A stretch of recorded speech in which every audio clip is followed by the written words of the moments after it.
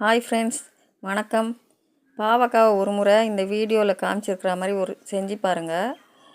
ஒரு பாத்திரத்தில் பாவக்காவை எடுத்து போட்டுட்டு அதுக்கு சும்மா மூழ்கிற அளவுக்கு தண்ணி விட்டுட்டு உப்பு மஞ்சத்தூள் சேர்த்து கொதிக்க விடுங்க. கொதித்து வந்தோடனே எடுத்து ஃபில்ட்ரு பண்ணிவிட்டு பாவக்காய் தனியாக எடுத்து வச்சுக்கோங்க.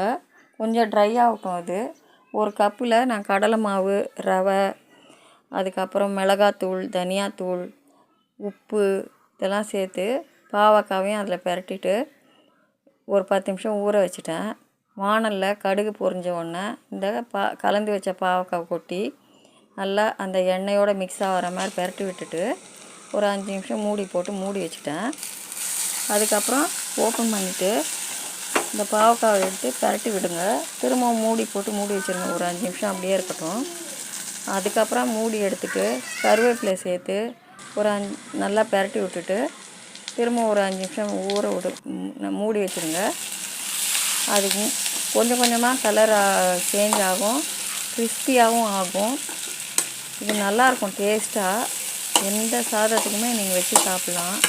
ஒயிட் ரைஸ், வெறும் ஒயிட் ரைஸ்க்கே நான் வச்சு சாப்பிட்ருக்கேன். நல்லாயிருக்கும். நீங்களும் ஒரு முறை செஞ்சு பாருங்கள். இந்த வீடியோ உங்களுக்கு பிடிச்சிருக்குன்னு நான் நம்புகிறேன். பிடிச்சிருந்தால் லைக் பண்ணுங்கள், நிறைய ஷேர் பண்ணுங்கள், சப்ஸ்கிரைப் பண்ணுங்கள். தேங்க்யூ ஃபார் வாட்சிங்.